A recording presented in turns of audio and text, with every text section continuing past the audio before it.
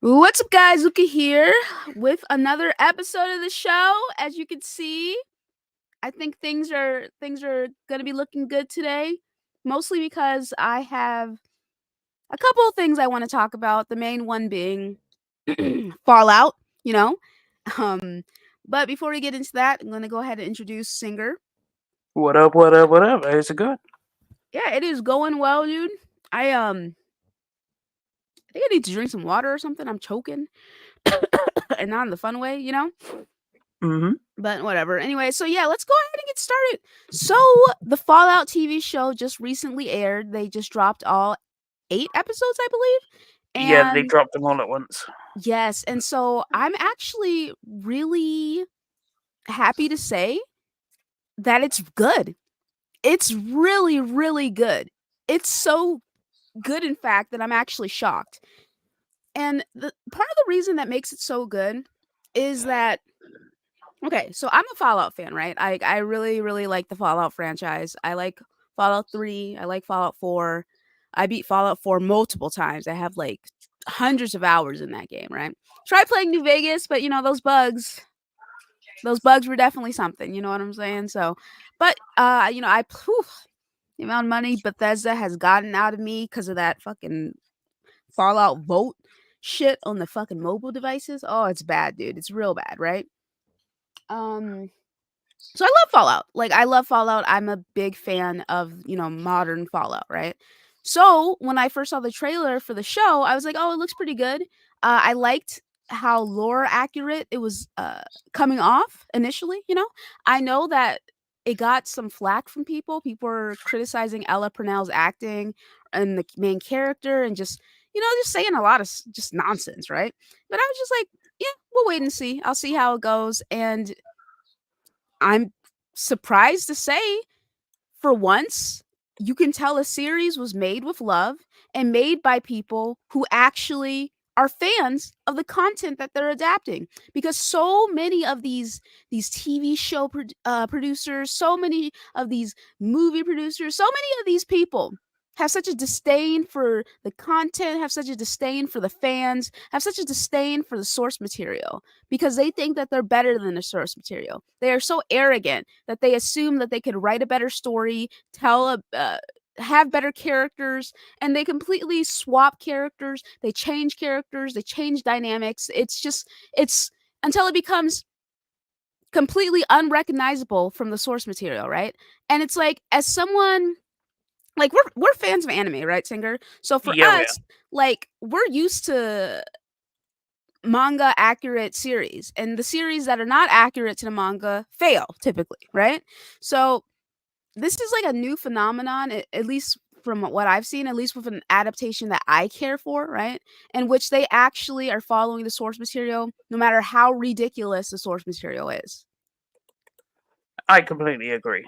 Like, even f- like the way they did the whole nuclear thing, it was all nicely done, Yeah, tell me in more my about it. personal opinion. Well, uh, well, is it spoilers if people ain't seen it, or Oh yeah, yeah. Don't go into any like super spoilers or anything like that. I just okay? I'll just talk about this. Okay, the acting I didn't mind. You know, it kind of fits Fallout because if you played the Fallout games, the acting is a bit, you know, whatever at that point. Um, but I really love the Raiders, the Brotherhood of Steel. Could we talk about how they did the suits? Yes, by all means.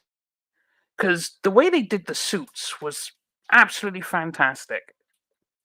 Like they actually felt heavy. Like the suits are actually, you go out and put work in the wasteland in these suits, and they feel heavy, which is the way it's supposed to be because in the game it's that way. Like you lumbering around in this suit, and the way they started off the story with the whole nuclear explode, that was done so well. Like if you were to see what would happen in a nuclear war, like you could use that as easily reference material.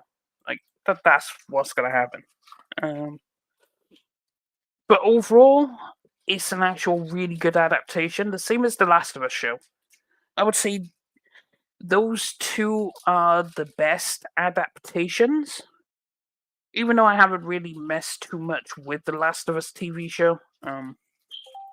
But all in all, the Fallout show is. So I've only 4 episodes in, so I haven't finished the story, so I don't know how this ends. But so far, it's absolutely brilliant. It deserves all the praise it's getting. And there are some ridiculous takes on Twitter. I know Luca had a run in with some ridiculous takes, didn't you, Luca? Yeah, I did. I very silly stuff, man. Very silly stuff that's come out so Could far. But could it is see what it is. That's go. how things go on the internet, on Elon's Twitter, right? So yeah, so continuing on with my praise, I from the very beginning, I was taken in by the characters, I was taken in by the environment. I was just really engaged from the very beginning. And it was like this sense of dread welling up on me because you know how the Fallout games are. You know how they start, right? Fallout 4 in particular is what I'm referencing here. So it's just like seeing that in real time and then knowing what the aftermath is. Excellent. And then the introduction of the vault, the introduction of Lucy and how Lucy is a little bit she's a little off-putting, right? There's something not quite right there. And what I absolutely love about Ella Purnell's performance as Lucy is that she has that wide-eyed innocence, that that want to do good, the want to do better, you know what I'm saying? Want to help people, but also a keen and I it's there's like a dichotomy there, right? A keen Hmm. ignorance. Like it's just so heavily highlighted by the way she interacts with people, by what she says, the actions that she takes, you know? It's just it's so good. It's so good. And I remember people criticizing her acting saying that "Oh, she's wooden, she doesn't seem like a real person." That's the point. That's the point. They're not supposed to feel like real people. They're not. This shit is weird. Fallout is a weird series. It has weird stuff that happens in it. And what really solidified it for me, minor spoiler, but stim packs. They have stim packs in this show and they work the same way they work in the games, which is completely insane, you know? They did not shy away from the more ridiculous elements of it. You know what I'm saying? Like they didn't shy away at all. Hmm. They fully embraced it. They knew what they wanted to do. They knew this kind of story they were telling and they were happy to tell it. And honestly speaking, I wish that there were more adaptations that took this approach and had this kind of honestly, I guess I'll say courage, kind of courage to actually do something different, and that different is following the source material and caring for the source material and not hating your fucking fans, not disrespecting your fans, not spitting in the face of your fans, the ones who genuinely and generally tend to make or break a lot of these series, you know? And it's like I've become resigned on a lot of these adaptations, right? At least Western adaptations, where I'm just like, all right, it is what it is. They're gonna do what they want, whatever, right? Or you know Hmm. what? Not even just Western adaptations. That like, but I guess you could technically consider it that. But that Yu Yu Hakusho adaptation, while good in a lot of ways, did things that I didn't like. Skipped over major plot points. It was just a mash of seasons, a mash of arcs, and I didn't like that very much. I like the show, what they were going for emotion wise, definitely great. But like, I didn't like. Do you hear any music in the background, by the way? Oh yeah, sorry, my bad. No, no, no. I'm asking on my end. Do you hear any music on my end? Oh no no no. Okay. So yeah. So honestly speaking, like you just going into it and seeing the kind of care and the kind of love. Honestly, I'm gonna say it, the kind of love that was put in. It has all of the makings of Fallout. It has the violence, the gore. It's so over exaggerated. It even has the fucking VAT system. Like it's insanely good. It I there were multiple times where I was like, "Oh my god, it's that." And "Oh my god, it's that." "Oh my god, it's that." You know, like I was like, wow, like they're actually doing this. They're actually showing these things as they are, as they're supposed to be. And the best part about this show, in my opinion, uh, of course, it following the source material is the best part. Let me be clear there. It being canon, well, it is canon, right? But it being canon to the Mhm. source material is like the best part for me, right? And by canon to the source material, I mean it follows key aspects from the source material. It follows the world. It's recognizable. It's not a complete fucking like what is happening here. You know what I'm saying? So that was great. But another great part about this series is that it proves a point. It proves a point that I've been making for a while, right? Where you can tell the difference between someone who wants genuine, genuine diversity, genuine characters, genuine storytelling, who cares about organic storytelling, right? Versus someone who just is racist or sexist or homophobic, right? There's like a keen difference. Sometimes they overlap, but you could tell the difference between someone who just wants organic storytelling and who doesn't want to be pandered to versus someone who just is a prejudice, right? Because this Mhm. series has a female lead, a black lead, features a non-binary character. What else can you fucking say?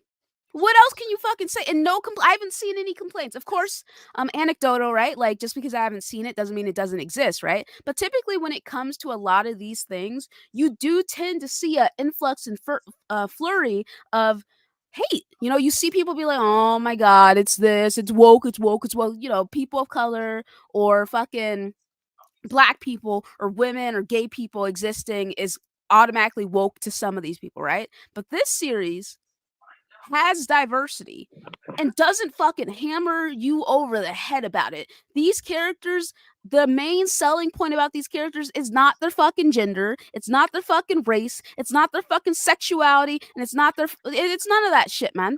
It's the actual story. They are characters. They are characters in a story and they're not caricatures. You know what I'm saying? And so that's what I fucking love about this series is that if you give people good storytelling, good storytelling, good stories, good action, good dynamics, people will love the material. People will watch the material. People will flock to the material. People don't automatically hate something just because, oh, it has a woman or, oh, it has a black guy. Oh, it has a gay person. People don't automatically hate that shit, man. I mean, there are prejudiced people who do, obviously. But I'm talking most of the time, people are just like, I just don't want you to treat me like I'm fucking stupid. I don't need you to teach me a fucking lesson. All right. I don't need to hear about how bad one thing or the other is. I just want to enjoy my fucking media. Unless the media is explicitly about those things, it's kind of like, all right, come on, what are we doing here? You know? So for Mhm. me, it's just like been great to see how well received this show has been with all of the fucking diversity mixed in, right? So it's just great. I absolutely adore it. I fucking love it. I've seen some takes on Twitter. I saw some. It was a journalist talking about. I don't understand why this show's getting so much praise. It's not good. All that stuff, right? And I was just kind of like, what? Okay, so I don't really like. Everyone is entitled to their opinion. That's perfectly fine. I don't Mhm. mind. But for me, they mention like it doesn't follow the source material. It's not a good adaptation. I'm like, okay, what are your stats then? Show me your gameplay for Fallout before you start talking about it doesn't follow the source material. Bitch, do you know the source material? Are you aware of the source material? Are you cognizant of anything that exists in this franchise? Or are you just fucking speaking words? Just speaking words. You don't like it, so you start spewing bullshit, man. That's what a lot of these people do. So again, if you don't like the series, that's perfectly fine. If you can provide valid criticism or not, like you don't have to explain yourself to me. That's perfectly fine, right? But it's just like it's kind of got me scratching my head when I see people say, well, it doesn't follow the source material very well now, does it? It doesn't really feature things that are in source material now, does it? And I'm just like, what the fuck are you talking about? I can't go 5 seconds in the show without them showing some shit from the games. It's fucking lit, dude. I love it. Mhm. I love it so much, and I've been talking to my friend Kai about it, and it's like we've been going back and forth, and they're just like, "This shit is fucking lit. This is fucking amazing. I'm so happy." I'm like, "Dude, me too. Like, I'm happy about it too. Like, we just want good stories. We just want good stories, and See, I am all for more video games getting adaptations, but I need them to actually show that they fucking care." You know, I See, need them. Go ahead. Go ahead. see, for like my opinion, Fallout as a universe and the way it is, it makes for a fantastic TV show and other media. Like Fallout lends itself. Now, hopefully, they do an Elder Scrolls because, in my opinion, Elder Scrolls, similarly to Fallout, lends itself to that. Like, because there's no main set character, you can make your own main character and go about this world, same as Fallout.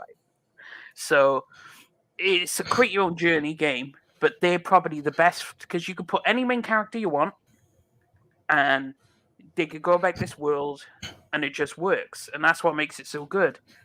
Would say like, and plus probably I don't know how hands-on Bethesda was with it. Do you know, Luca or Slomo? What up? It's nautical. Nautical.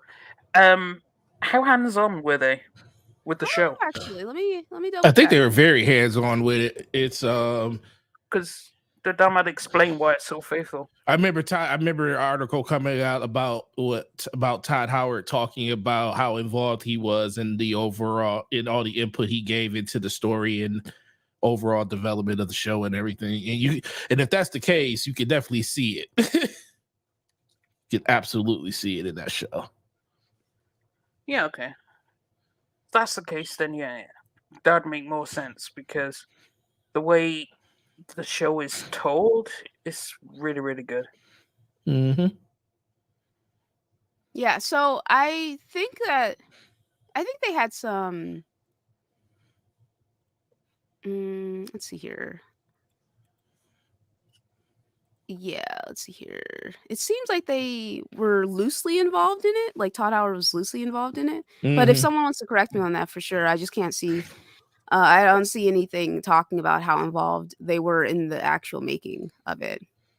Well, if they were, even if it wasn't as much as a lot of people think they were, that means the people that the directors and producers of the show actually paid attention to what happened in the games and actually understood what the narrative and focus should be. Because Bethesda doesn't have to be involved in it to an extent to like craft the story and everything, but as long as you got people working inside of the staff that actually knows what the heck is happening, then you'll get something like this. And just tell me whether or not he's great. sorry to interrupt, but just tell me if whether or not he's involved, Crow. I'm not watching the video.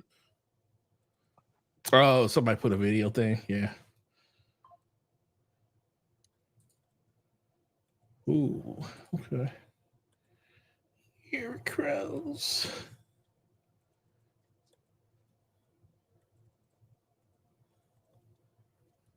So, you guys both finished all 8 episodes? Nope, only 4. 4. Yeah, I did 5 on the night that it came out, and then I did the last 3 on yesterday night. So It was whew, man, it's something. It's something.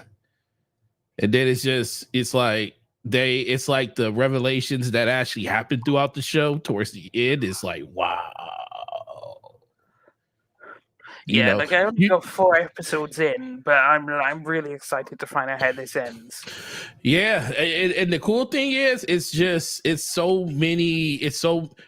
there's so much narrative and so much storytelling and surprises, especially once you get to the end about everything that's going on and stuff that's not even spoken on in the game. It's like the perfect adaptation to a conversation that when you sit there and think about like, oh, like how we talked about how with Master Chief taking his helmet off in Halo. We is like, if you're going to take Master Chief's helmet off, do it in the game. You don't do it in the TV show because, you do it in the game. But Fallout does something kind of similar, but that happens in the show and not in the game. And it's like, I am 100% in for that because especially where this story takes place in the ethos of what Fallout is, it basically opens up a whole completely different narrative path that could happen with the next Fallout, or where the show can go from there. Because it looks like they could literally play the show versus Fallout, whatever whatever they do with the next Fallout versus whatever the next show is. I wouldn't be surprised, because the only thing that sucks about releasing all 8 episodes at once is you got to wait 2 to 3 years for the next one to come out. And I think by the time we see the next Fallout, I wouldn't be surprised if this is like how they tell stories in between the last Fallout and when we get our next Fallout game.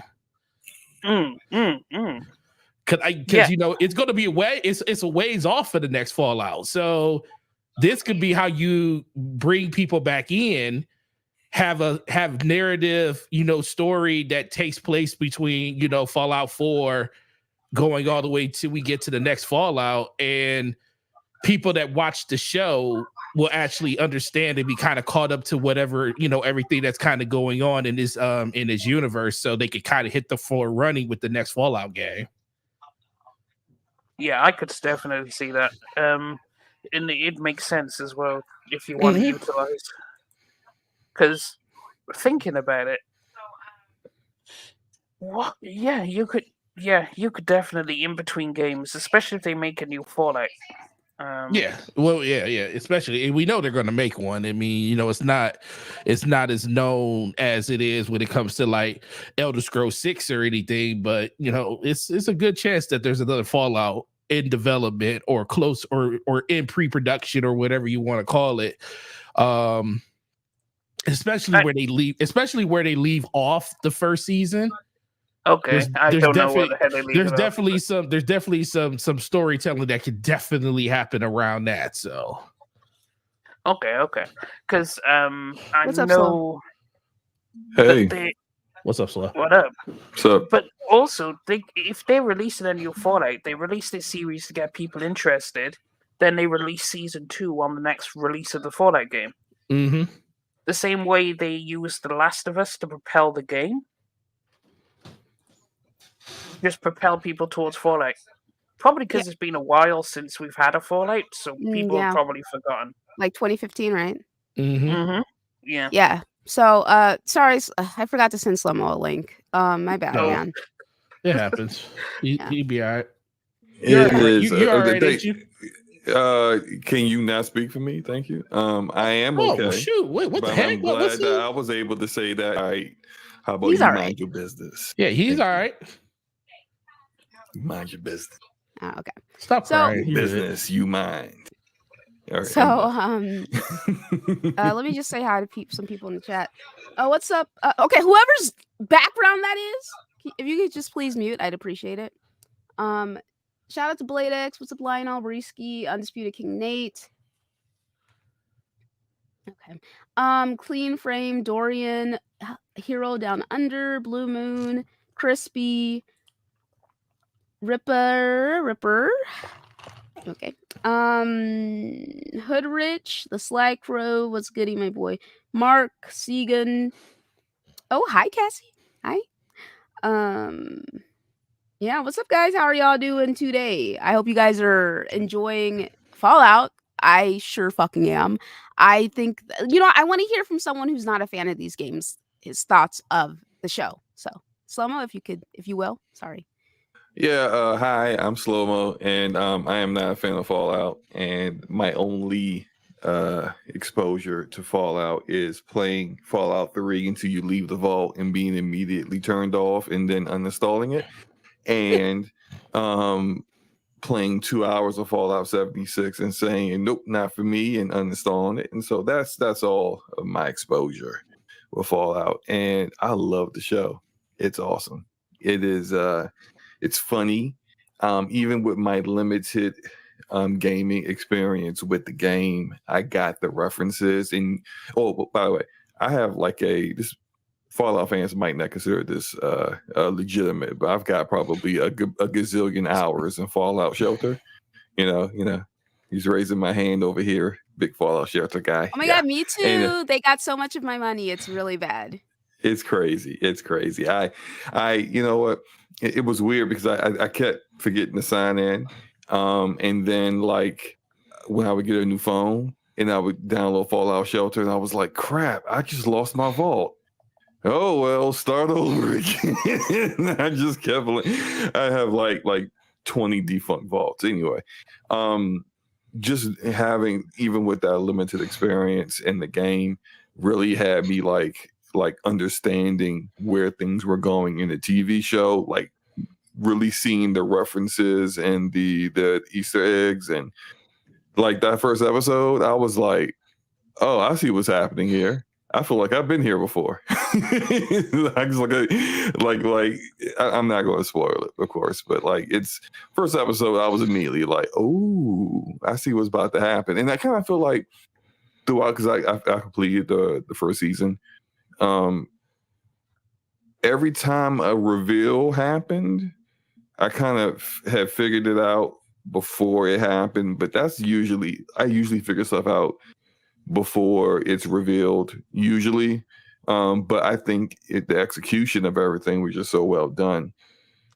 And here's a TV show that had an appropriate budget for what needed to be done. It looked like a post-apocalyptic world. It looked like the way I've seen, Fallout games to look. The vaults looked like they must have spent a lot of money on those vaults, but those vaults look just like how they're supposed to look. Everything just seemed right, unlike other shows. Go ahead and say it. It's just like, why they look like that? why the aliens look like that? That's not accurate. Why is the armor look like it's made out of paper mache? I don't know. I don't know. Not for me. Those weapons aren't supposed to work like that. Like just little things. So you took their armor away for 80% of the season because you didn't have the budget to keep them in the armor the whole time. Oh, okay. I see you use the narrative team to right around your limitations. I understand. Maybe in the future you choose services and studios and producers that have the appropriate budget for the work that you're trying to do. Goddamn, tell us how you really feel. I'm just saying, because when The Last of Us got a bigger budget than you, and ain't no science fiction in that. I don't know. But hey, at least here's an example of how you should do it.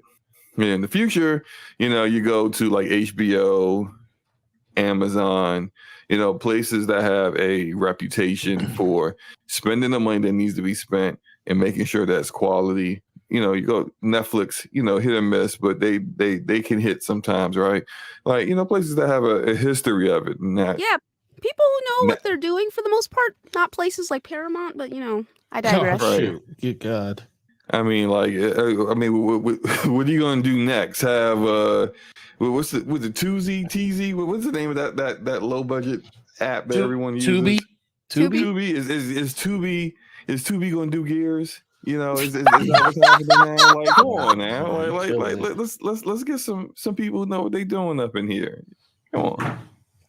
No, I definitely, listen, I liked what I watched the Halo TV show personally, but just hearing the fact that it was so inaccurate to the lore, I would be upset about that. I'd be annoyed. I'd be like, what the fuck, dude? Like, what's the point? What's the fucking point? And finally, I'm so used to losing. Anytime they start off with, this is in the Silver Universe, and you've never heard the Silver Universe, it's downhill from there. Yeah. Go ahead, my bad. No, I'm so used to losing that now, finally, the fact that I'm winning is just feels good, It feels good, man. Yeah. The thing is, I don't have a huge problem with them like narratively doing something different with Halo. But if you got to do it, at least if you're going to do that and you're going to have your own unique spin on the story, at least make sure it's good. Oh, it has to be good. No one says you have to be beholden to the source material, especially if you're going to come out. As long as you're telling people out front that this is what it's going to be, and if people still decide to watch it, that's fine. But you at least got to make it good. And some stuff has to be kind of written by the book that was already there. You could take liberties. I even think Fallout took some liberties when it came to their storytelling and stuff, but they stayed they stuck really close to the source material, and they added a little bit of their own little flair to it. And I have no problem with that. And on top of it, it was freaking incredible. Everything that they did, from the pacing, the acting, even the casting of the characters. Oh, let's talk about the just characters for a amazing. second. Go Let's talk ahead. about the characters for a second, right? Ella Purnell, absolutely excellent job portraying that Oh, yeah. ignorance of just that wide-eyed ignorance of a Yeah. Vault Dweller. Also, she's so cute. She's so fucking cute. All her points went into fucking charisma, baby. She's failing all the speech checks though. So far, she's been failing the speech checks. So, but no, she looks great. I love her. I love her look. I saw somebody complaining about her staying in the suit the entire season. I don't have a problem with that. I think that's a good thing, actually. At least in I this agree. respect.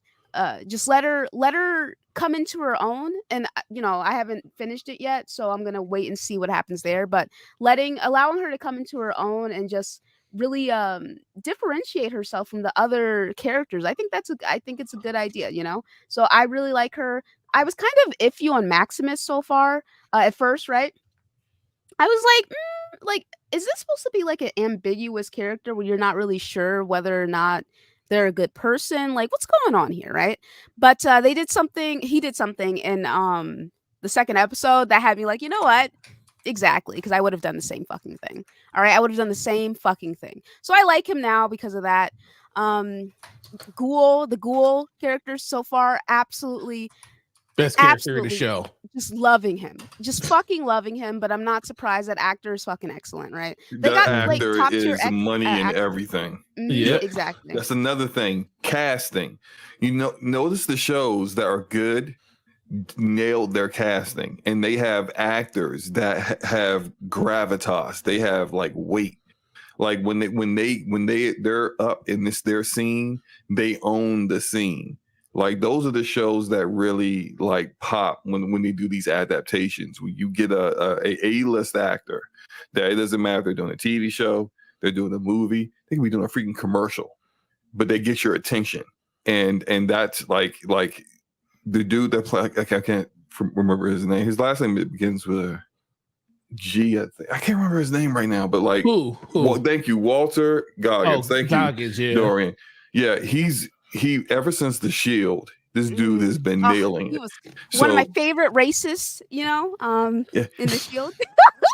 He plays a great antagonist or like gray area anti-hero kind of person, right? And so he's perfect for that role. Like they nailed it with him. One thing I want to say real quick, no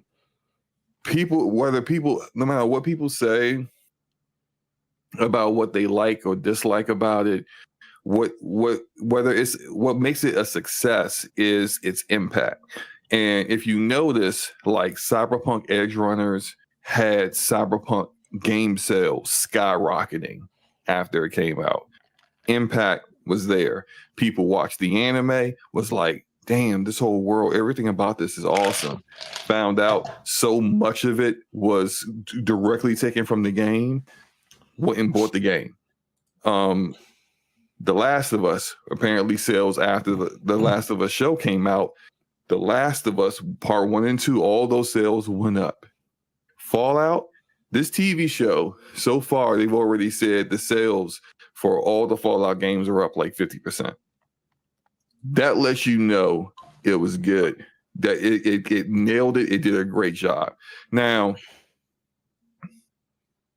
how's Halo looking? Oh man, Oh, come on, man. Nick. Come on, stall I'm him out. just saying. Slow-mo. God I'm damn. just saying. This just because nothing. It's just We nothing. don't need It's to a beat nothing burger. we don't need to beat a corpse, sir. I mean, even look, Arcane was amazing. In the actual game, don't play nothing like it, but game sales went up. Halo got a big nuttin' burger, because I like Halo Infinite. The show sucks. Show sucks. It is what it is. No, I hear you on that, man, for sure. But yeah, no, I just think that I saw Cassie say that she was gonna watch it tonight. Please do and let us know what you think. It's just fucking awesome. It's just good TV, in my opinion. It's just a good TV show, and I'm just really, really happy with it, and I'm really happy at the fact that finally, I get something good. All right. I was so fucking jealous of One Piece fans. I was like, dude, I'm not even into this series like that. And you guys get all the good shit. I'm fucking mad, dude. I wasn't mad. I was happy for y'all. But still, like, I was like, man, I was like, I was feeling a little jealous, right? But now I'm just like, okay, this is good. This is a good start. So I'm really happy about this. I think they've done a fantastic job. And I think it's for everybody. I think anybody can get into this show and watch it and enjoy it, and I definitely highly recommend it for people. This I keep calling every time I keep saying game. This show gives no F's at all in what they show you on the screen. It's so great. It's like it can be the most tame thing in the world to the most over exaggerated, craziest stuff you will see on a TV screen. And I love it. It's like, it's perfect. It did like it's all set up in a way where you're just like, I can see that really happening in this world, just like that. And they did a really good job overall, just portraying that universe. And I think that's the big, and like Slumbo said, just the aesthetic of looking at it, it's like, it just looks it looks unique, but it looks familiar and genuine to the source material, and a lot of people appreciate that the most too. All right. Yeah, good. All right. But yeah, I'm glad you guys are enjoying it. I'm enjoying it. Please watch it. I think it's worth it. And yeah, let's go ahead and move on to the next topic, which is the Star Wars Outlaw trailer that came out. When Star Wars Outlaws was first announced, I was like, oh, okay, this looks pretty good. Like, the main character looks like she's fun. This looks like it could be fun. I'm looking forward to this for sure, 100%, right? And I still am, and it's Ubisoft is always on some fucking bullshit, man. They're always on some bullshit when it comes to their fucking pricing. All right. Where's that fucking edition at? Oh my god, they make me sick to my fucking stomach. I want them to jump off a building, bro. Like, I'm so tired of them. Hold on, let me just go ahead and show you guys this bullshit. Ubisoft, as a big Assassin's Creed fan, I could just tell you that Ubisoft is always on some bullshit, man. So let's go ahead. Look at this shit. Look at it. Look at this. Look at this. And oh, that's standard practice right there. The thing of it is, right? I remember buying the $100 edition of Assassin's Creed Origins, or not Origins, Assassin's Creed Odyssey, right? Because listen, I was in a party with Dealer, and like he was like, "I'm gonna get the $100 version," and I'm just like, you know what? I love Assassin's Creed. I'm gonna get the $100 version too, because he was talking about all the things it was gonna have. And how much of Assassin's Creed Odyssey did I play? Not at all. Like, barely any of it, but my game share partner, he did beat it, and he got really into it, so you're welcome, I guess. But yeah, I understand that this is standard practice for these cucks, right? But it's just still, every time I see it, it just makes me so angry, because I'm just like, well, not super angry, but just like, reasonably angry, where I'm just like, what the fuck, Ubisoft, right? So surprisingly, the prices have not been the main source of conversation the last couple of days. Unfortunately, has been something else. It's been something else that's been going on, and it's that conversation about ugly female characters again. And it has sparked such a interesting back and forth with people. I threw my hat into the ring a little bit, and I had some back and forth with some people. People tend to think that like I'm a guy based on my icon on Twitter. So at times I'll have people just be like, well, you're an incel. You've never seen a woman in your entire life. You've never touched a woman in your entire life. You wouldn't even know a woman if she walked past you. You don't know anything about women. Oh man. I'm just Oh like, man.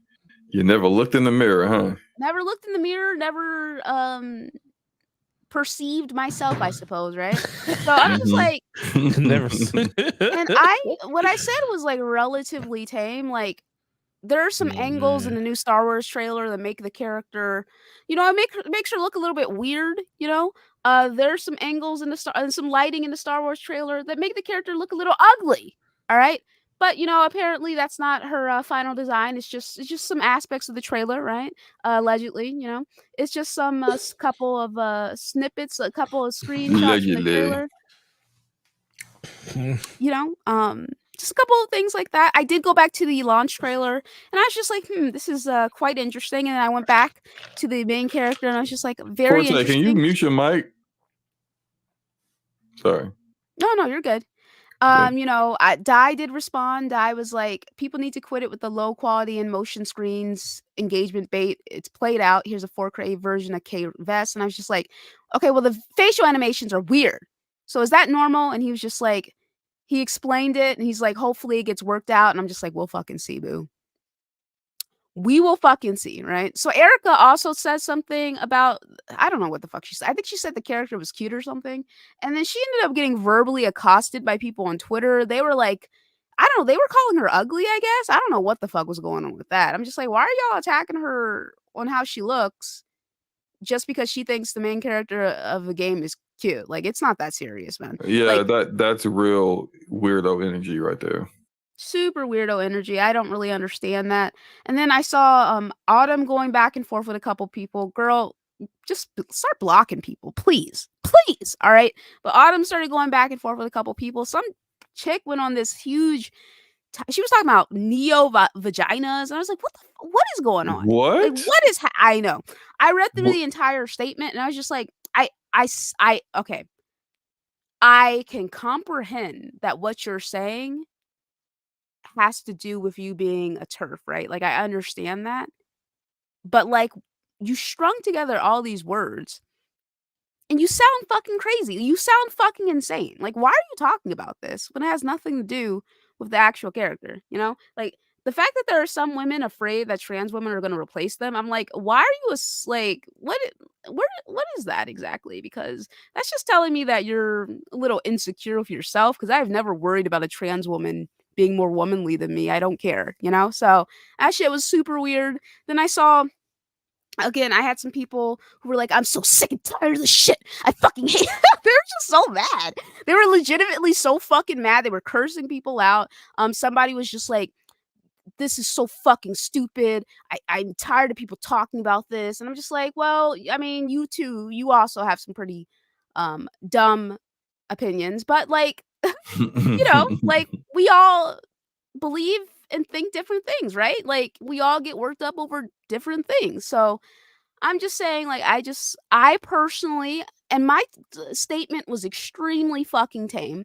My statement was extremely fucking tame. All I said was that I don't understand why people get so angry. Now, I'm talking specifically about the people who get angry, who are mad about it, who are like, you piss me off because I have to see this take, right? I said, I don't understand people who get angry when someone says they don't want to play as an unattractive character. It is just a preference. It's not that big of a deal. Like, either way, like, listen, I'll talk about it for the show, right?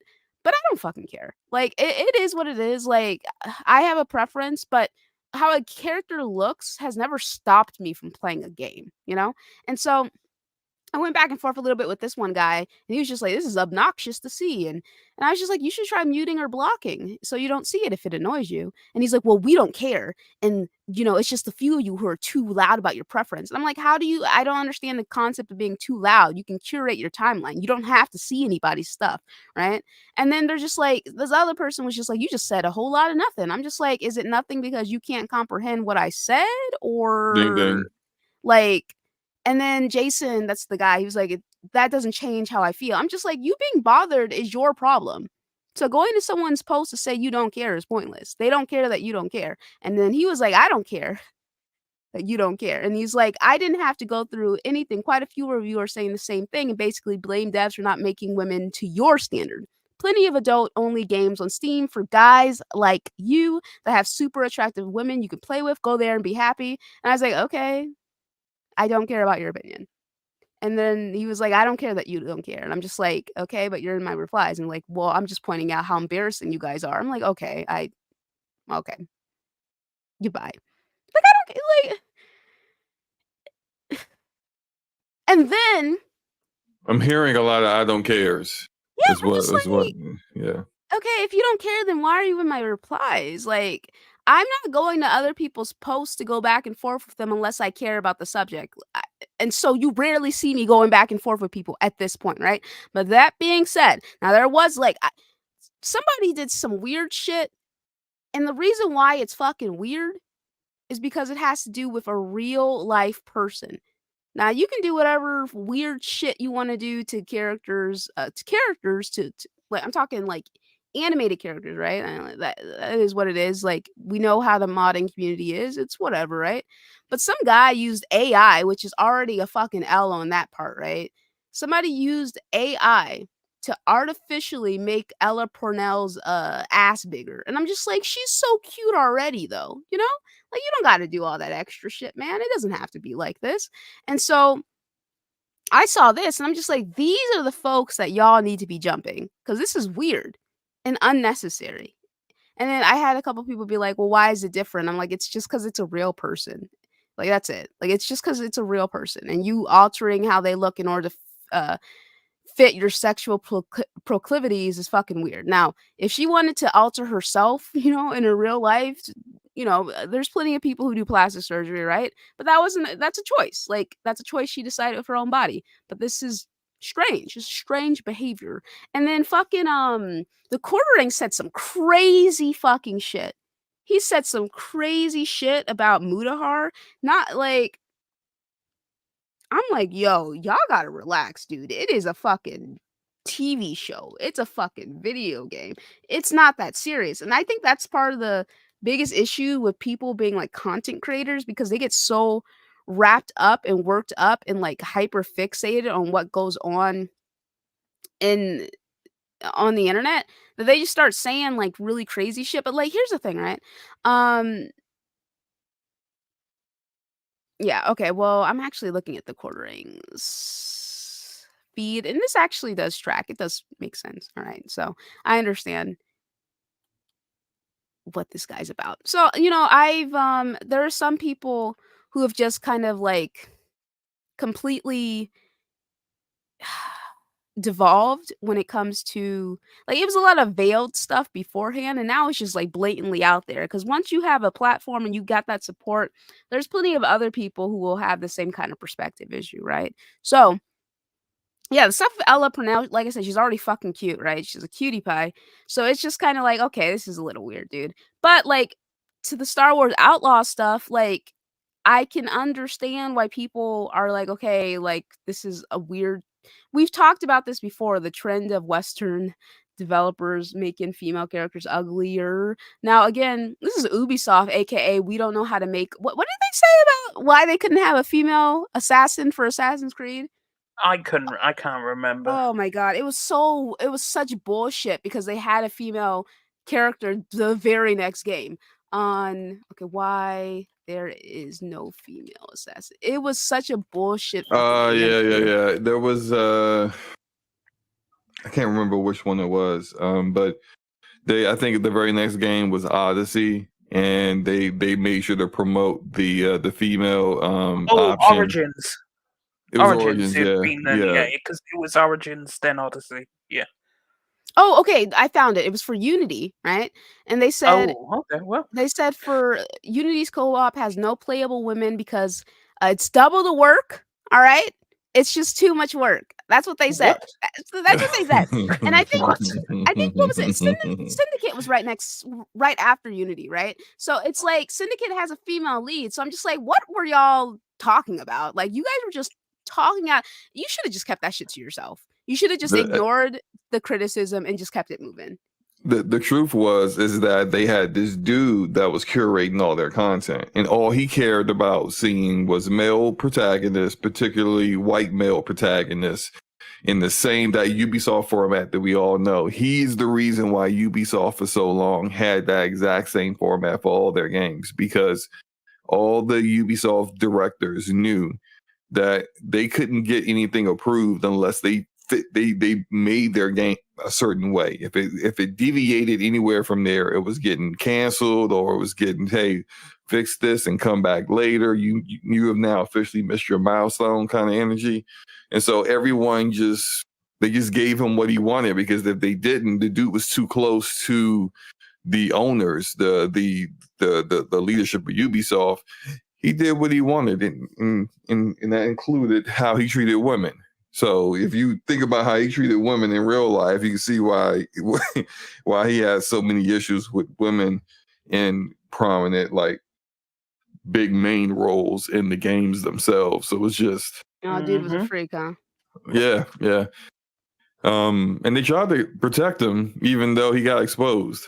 Oh, that was I think that was back in 2020, I think, or 2021. Yeah. When all the Ubisoft stuff came out. Yeah. All right. I remember Jason Schreier reporting on that. I do remember that too. What's up, Rody? FTW, Meat Puppets, Ren, how's it going? True Bleed. I know you guys were like, what the fuck is she talking about when I was going on that tirade. VB, what's up? What's up, Capono? What's up, E-Head? How's it going, guys? I hope you guys are doing very well. I think it's gonna be a shorter show today because there's not too much that happened this week. But what's up, Akuma? How's it going? So yeah, just like weird shit going on, but like this is like a rehash of the same conversation we've been having with the whole female characters thing. People are getting fed up about the conversation though, but like again, I just feel like there could be some nuance in this conversation, but I feel like people don't want no nuance. Yeah. Nope. There's You're no either nuance. an incel or you are I mean, what's the derogatory term for the other side? I don't know. Anyway, there's no gray area. You're either, it's completely black or white. You're either all for, titties on women that are bigger than their entire body as they're running around killing everything, or you're all for sounds like some anime. I know. And that High School of the Dead. Yeah. Yep. High School of the Dead. Straight titty physics, right? Or you're on the other side where you want all the women to look like Schmeagol. You know what I'm saying? And that's fine because you think every woman looks like that for some odd reason. It's just like there is no gray area. There's no gray area. There's no, hey, that side has some points and you have some points. Maybe the truth is somewhere in the middle. Oh no, shut up. Okay, all right, I'll shut up then. I guess I'll stop talking. Oh, okay. Right. Yeah. Yeah, you're either fucking, or I saw someone, there's this guy on Twitter named Nick, right? And they were like, such an amazing name. This is different, Nick. No, I'm just saying, just like so basic. It's just like, oh yeah, I know Nick. I'm sorry, go ahead. No, good, all good, right? His name's Nick, and he made a post critiquing the people being upset about like ugly female characters or whatever, right? And somebody was just like, you can't relate to having a chick that looks good or some crazy. Just basically said that Nick was single, right? And everybody's just like, bro, he's married. And I was just like, bro, he's married to a hot chick too. So what are you talking about? And it's never like with the same thing with people calling me an incel and people thinking I'm a guy and all this shit and like saying that I'm porn-addled, porn-addicted, a porn-addicted incel who's never seen a woman before, just based off me saying like, okay, there are some people who take it too far, I know, but the fact that we're all lumped in together and you just make all these assumptions about me, even though you know nothing about me, it's just silly. It's just very silly to me. And I'll never really understand how people can speak so confidently and boldly about people they don't know. They don't know anything about them. They don't know anything about their personal lives. It's like making assumptions off of very little material. And I don't really get that. I know it's just how the internet is, but damn, what's up, man? they don't take the time to actually listen to anything anyone has to say. They just look for keywords that you're saying, oh, that's not what my side is saying. Let me just put you in a box here with everyone else that I feel feels the same way. And then I'm just going to shout some generic terms at you and hope that all those terms are accurate to who you are. And if I'm wrong. And I won't admit it, and I'll just mute you and then continue on with my crusade against the other side while completely ignoring the L I just took. Yep, that sounds about right. Yep. Well then. Dead there. The deadest of airs. Dead well, like I mean, if we're that talking Halo about TV show, huh? Oh, I was going to say, if we're talking about stacked characters, I mean... Oh, no, do not complete that sentence, sir. I know where you're going with that. I was just going to bring out a girl from Stand Blade, you know? That's a... You know? Yeah, that game. Mm-hmm. That game of many controversies. Anyway, that game needs to come to PC ASAP. I think it probably within a year it'll come to PC. I could give it a little time. It was actually when it was a multi-plat, it was supposed to come on everything. Pause. It was going to PC day one. And then when they became a second party, I actually, because I was doing videos on that game back when it was Project Eve, and I remember looking at the website one day, seeing this announcement from them about their closer partnership with Sony and PlayStation, looking at their website again and seeing all mention of PC removed. And I'm just like, oh, okay, I guess it's not day one on PC no more. Forte. Yo. You haven't offered your perspective on the Outlaws. Oh yeah, but yeah, either one of you speak, whichever one. Let's go. Let's do it. Go ahead, Forte. No, go ahead, Singer. I was just gonna say it's incredibly dumb. What's dumb? What exactly is dumb? The fact the mission is artificially locked because of the price. You know, you have to pay the money. Mm-hmm. It comes back to Asmongold, because I watched his stream when he went off on Star Wars Outlaws. The price is just $130. Really? It is a bit egregious. Be honest with you. No, but be honest with yourself. As a Ubisoft game, right? When I think of Ubisoft, I don't think of your shit is probably going to be 130. Mm-hmm. Like, if it was, let's say, I don't know, GTA 6 is 130.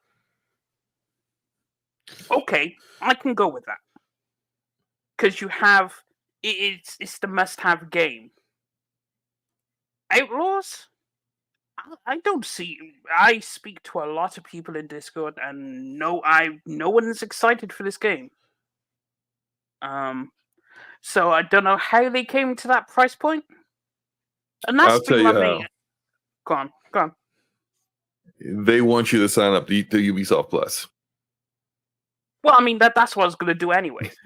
But see, but this is like, why would you do anything else? If you look at like those tiers, you got base game $70. What was the middle tier? Like 110 something? Like it's 110.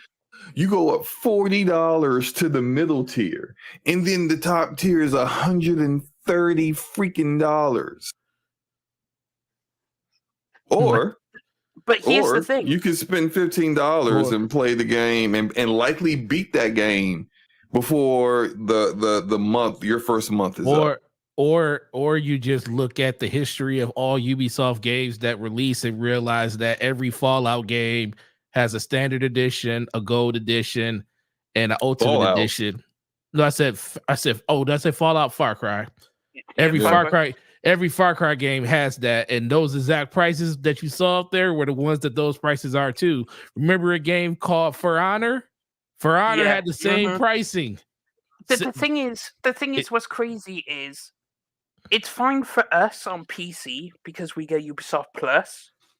That isn't on consoles yet, I do believe, right? It's on Xbox. It's on consoles. It's on console, yeah. Is it the full Ubisoft Plus like what we have on PC? Yeah, now it is. Okay, cool. So yeah, my advice for future, just Ubisoft Plus. Ubisoft games, because I just look at this more of, if people didn't buy it, they wouldn't. Like, I do agree that this is another way for people to go to the subscription route, but I continue to go back to the point where most people that buy a lot of those games end up buying the middle tier anyways. Like the higher tier is just some extra little cosmetic stuff that you don't get. The bulk of the stuff that you get out of those extra things is the season pass or expansion pass that you get, which is the one that's like $109 or $110.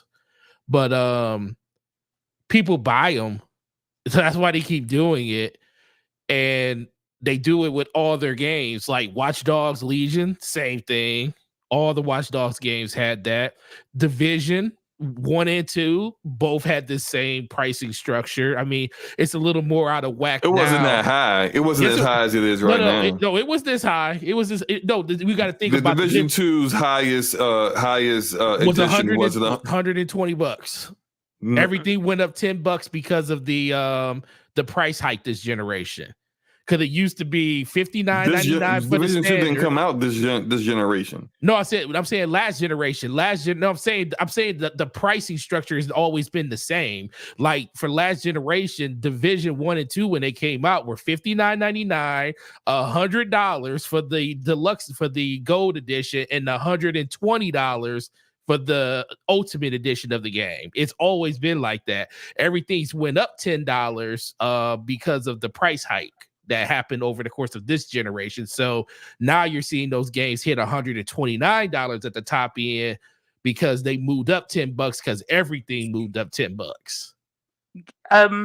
As chat brought up, it's only Ubisoft Classics. It's not the full Ubisoft we have on.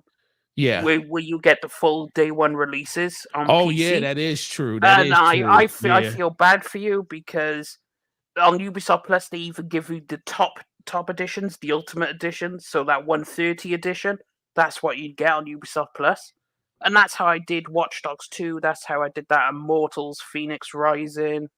That's how I did Valhalla. That's how I'm going to do the Nexus. All Ubisoft games will go through that because you pay the $15 for the month, and then you just click higher now. Yeah, and you ain't paying $130. $17.99 for a month now. Yeah, so it's $18 now, but that's still cheaper than buying.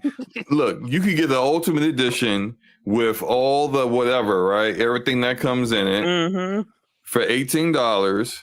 Beat the game, go on about your life. And not think about anything, and you beat the game and uninstall the service afterwards. But this is why they do it, because they know there is a percentage of people who sign up for sub services like this, and what do? They forget to unsub, and they go months and months and months, sometimes even years, while never actually using the service. Of course, they want you to use the service, but if you're not using the service, like you're still giving them $18 a month without actually like doing anything. It's like that ends up being more money than what you would have spent for the, just buying the game outright. It's like those people that got gym memberships that they haven't even been to the gym in the last 7, 8 years. There it is. They got membership. They got memberships. It's how gyms stay open. They got trust me. I'm telling you. I because I was one of those people before I started going back. I had a gym membership literally for 6 years now, and I really didn't start using it until about 3 months ago, like consistently. Like I literally went probably 1.5 to 2 years in between visits. But guess what? that $20 a month still came out of my account. God So- damn. Yeah, Yep. That's how it's the game. my job has a gym, but I still haven't canceled my gym membership at my other gym. I'm just, oh God, I need to I stop. know doing we got to It's stop doing that, but we, you know, It's It- it's an aspect of human nature. A shout out to Phase 23 BKNY with the dono. Appreciate you saying X-Men 97 is fire, better than the original. I still need to get on that. And then That Phase, last episode was excellent, by the way. oh nice. And then Phase haven't watched it 23 yet. BKNY wants to know, Slow-mo, did you cancel Hellblade 2 or Stellar Blade? I don't recognize the names of either of those games, so Oh, okay. I haven't pre-ordered. Let me stop playing semantics. Okay, look, I haven't canceled anything yet, just thought you because said I'm you did. lazy. Just because You I'm on texted the. me twice and said you were doing it. You were like, I'm gonna do it, and then you're like, it's done. I'm like, okay. No way, I didn't say it's done. I actually it was a mistype. So why by are you myself. canceling? So why you canceling the What games? do you mean a mistype? You said I Hold on, can't. Wait, I you can't- can't okay, mistype I that. see. look. This is what I said. Yeah, so you gotta I read see. it in I'm context. canceled my pre-order. Yeah, see, Yeah, I meant canceling, but not canceled. It's not done yet because I'm lazy, but it will get done. Why are you canceling? I'm only canceling one game. I'm not. I can't say no. You know what's interesting? We'll talk Like, Forte here's later. the Okay, thing we'll of it- talk. The thing of it is, right, is that you want to talk about this so badly because if you didn't, you wouldn't be playing like these subliminal games on Twitter and then acting like this here. All right, so you might as well. Did whoever sent you that stuff say don't tell anyone about this? Yes. Okay, So I'm then not like saying what are you anything. doing? I'm not saying You're anything. doing too much, man. You're I'm too- not. You're putting out a all I tease, like, said. I just want you guys to know that disappointment is the word of the day, and this is what it means. And this, I mean, what are you doing? It Like, is what are what you it means. doing? It is what it means. All Look, right. all things will come out in due time. Okay, well, and then Yeah, you're gonna be like, definitely. yeah, but I knew about this already, guys. That's what I was referring to. 'Cause I have I'm sources. not. That's gonna be you. All right. No, it's not. All right. I can hear the That's what smile I'm in your fucking voice. All right. Wow. Anyway, Really? yes. Because I was smiling. I know you were. I know you were. You fucking bastard. Like, goddamn, you know. Wow. I gotta be all that though. So Anyway, we'll talk later. Forte. yeah, okay. Like, just you might as well just come out and say it at this point. But I'm anyway, not going to say I'm anything. subliminal mode, like literally, exactly. I'm I'm not literally saying lost right anything now. publicly. So subliminal mode that don't come off the tongue correctly, listener. Pause. But Yeah. All right. So anyway, moving on from that. Okay, so let's just go ahead and we can just end the show. Okay, like we just end the show. I know Really? there's nothing to talk. Well, two people here seem a little disengaged, and that's okay. Oh Huh? yeah. Oh You no, guys, no. Terrible. That's okay terrible. because I left for like I was gone for like 5 minutes, right? And then there's just Slow-mo finishes his piece, gives his opinion, and then just silence from Singer and Nautical, and I'm just like, oh, okay. I guess we could just turn the show off then. I guess that's There's fine. another Okay. super chat from Face 23 BKNY. Okay, slow meta prediction for Stellar Blade. I'ma say, it's really hard, really, because I think the game, like for the kind of game it is, I haven't played it, but like just the demo, but the kind of game that it is, and from what I played in the demo, that is a quality title. But with all this discourse and with the way games media have been kind of leaning, you know how they're kind of like a monolith, right? They all kind of lean in one direction when it comes to political things. So like, I feel like it may get knocked for how games media portrays the game or how they feel about the game. 7.9 out of 10. You said 7.9. Okay, I'm gonna say a little bit high. I think like a low 80s. I think it'll be a low mid 80s. 80s. I think you'll hit mid 80s. I think it'll be like an 85 because it's a I'm a- good game quality. There'll be I some was gonna detractors say- which will knock the score down, of course. I'm gonna go I'll- 82. I was I'm gonna gonna go say 82. 82. I was gonna go 87. I'll just go 85, which is what I said, mid 80s, because I don't think it's going to be terrible. So I don't think it's going to be in the 70s. But it's not going to be a 90 because of all the discourse. 70's not terrible. 79. No. But it's not going to be like It's it'll be passing. mid 80s. It'll be mid 80s. All right. Yeah, I'm gonna go with 82. 82. That's almost. I would say maybe 83 because that's kind of like right on the in between mid and just 80, like low 80. So like 82 is fine. 82. I'm going. What about you, Luca? What do you think? I think it would be in high 70s, low 80s. Okay. Mostly because like that fucking input lag. I'm like, and they're just like, fix your TVs. That's what they fucking said. All right, they're not on game mode. They're not fixing that shit. Fix your Turn TV. on game mode. Like game mode doesn't change the fact I'm looking at Eve and I'm hitting the button to heal and she's not moving. How if you played on the monitor? Times. How if you're playing on the monitor? I was. Oh, that's even worse if you're playing on a monitor and they're telling you to do some stuff like that. That's crazy. Yeah, 1 millisecond refresh rate. Turn on game mode. No, that's not it. Buddy. Advertise 1 millisecond, sir. Advertise 1 millisecond. Well, they always advertise that, but then you go into like the real testing, and nothing is really 1 millisecond. And you find out it's really 4. Yeah, but still, that's. I mean, pretty low. Yeah, I mean, like you're not really perceiving the difference. I can tell that. No, you can't. I can tell the difference. I think some of the knocks. This is just like my theory on some of the knocks that like the reviews will have on the game. Is I think that story wise, people will say it's kind of generic or kind of borrows too much from other games that we've already played, like Nier Automata, for example. And maybe that as you progress, it doesn't really scale as far as making you feel like you're becoming more powerful. These are just like, I don't know that for certain. These are just my theories that of kind of things that we might see as criticisms outside of the typical, well, she looks like a doll, kind of criticism. So that's just my thoughts, though. All right, sweet, man. I'm very curious to see where the game ends up landing.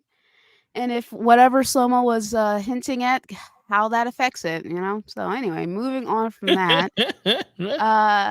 So shout out to Corey saying, with OJ passing, aside of the asterisks behind his legacy and on and off the field, what are your thoughts on Caitlyn/Bruce's comments regarding OJ, the good riddance, right? So Caitlyn Jenner got slammed on social media for saying I'm sorry, I think it's funny. Saying good riddance in a curt statement on X.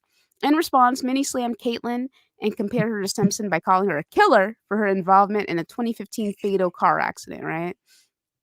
So the thing of it is, like, there's a difference between killing someone and being a murderer, right? So one of them was actually convicted of the crime. Not even convicted. Like, Caitlyn wasn't even convicted. Like, like, she did that shit. Like, we all know that she did that shit. There's no ifs, ands, or buts about it. I don't think there was any sort of court case. It was just an accident, right?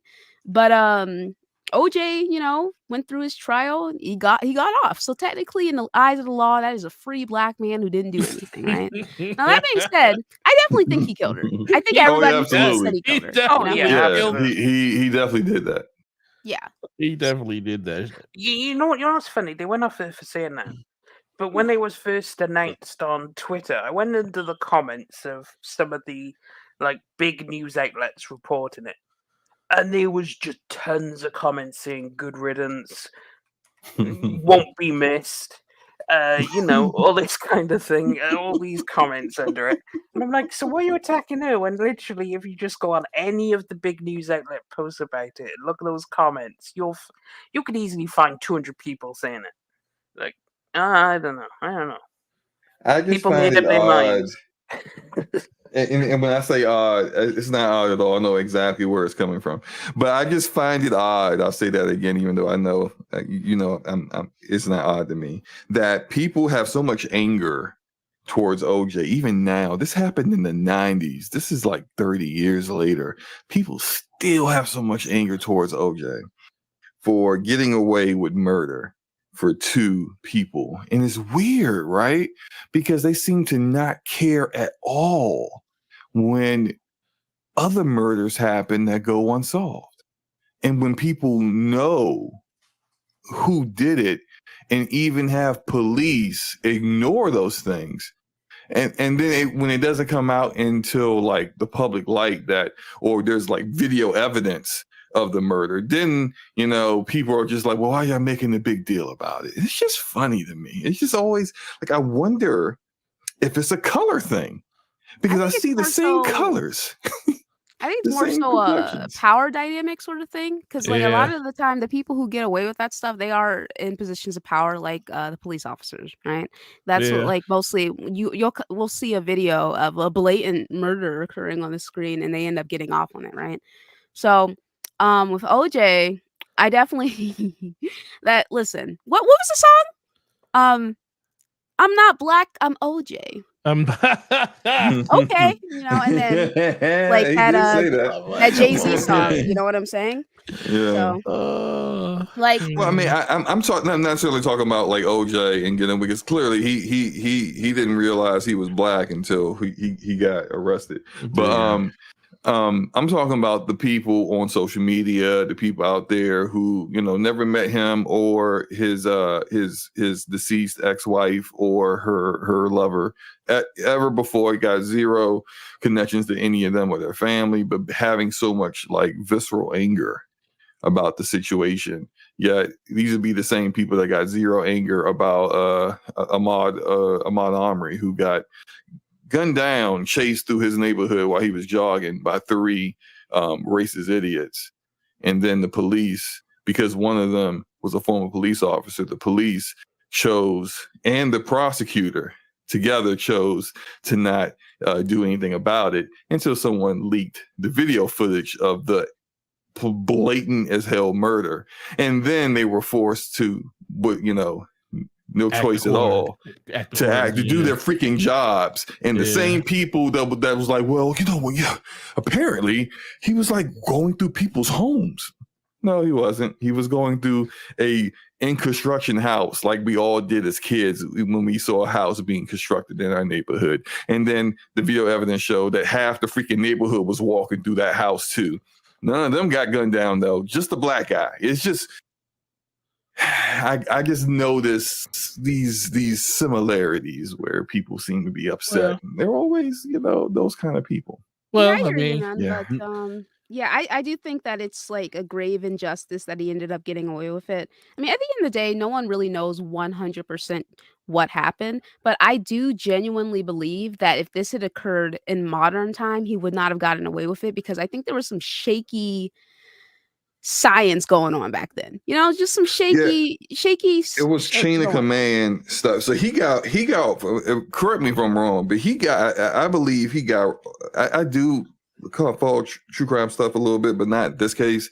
But I think he got off because there was a racist police officer who mishandled evidence to make sure that he got arrested.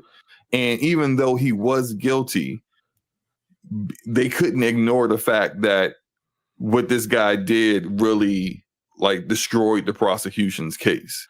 Because you can't, you know, if you got one person that's doing things out of order, not following procedure with evidence in order to try to get a conviction, you can't say that any of that stuff, whether it's legit or not, hasn't been tainted as well. And so that's what he really got off. It wasn't that he was, you know, he somehow proved he was innocent. Nah, it's just Johnny Cochran was a damn good lawyer. Listen, and he got him off. Listen, they were scrambling because of what you just said, Slow-Mo, with the improper procedures when it came to the arrest and everything. And then on top of that, they decided to take gloves that had year-old blood that dried up on them, and the man's hands could have grew like a little bit, at least a little bit, because he got older over the course of a year, and decided to tell him to put them on a year later. and the greatest line ever, if the glove doesn't fit, you must have quit. You must have quit. I'm sitting there like, yo, like It's like you literally, it's like the home run. It was like you're like 50-50. If he fits the glove, we're back in business. But if he doesn't fit the glove, everything that you just said, Slow-Mo, on top of the fact that this thing doesn't even fit him, it's a wrap. And that was like one of the greatest closing lines ever. He was like, everything that you guys saw, all the stuff you heard about mismanagement of everything else, he said the one thing you got to take from the bank 100% is the fact that the glove doesn't fit, so you must have quit. I was like, yo, it's over. It's just so catchy. So yeah, I definitely okay. You guys can still hear me, right? Yeah, Yeah. All right. So shout out to Face23BKNY. I always appreciate the support, man. Thank you so much. Saying, Singer, is the PS5 Pro going to be PS5 Pro? Okay, is the PS5 Pro going to be more powerful than your GPU? Well, we don't know what the official PS5 Pro GPU is yet. They haven't announced the specs, so we don't know. What is the PS5 right now? What is it compared to? A 2070 Super. And the 1080 Ti, my GPU beats that. Like, it's not an upgrade. So, yeah, it doesn't matter. I can see it being in par with I don't see it. I can see it being in par with like 3070s, probably, maybe 3060s.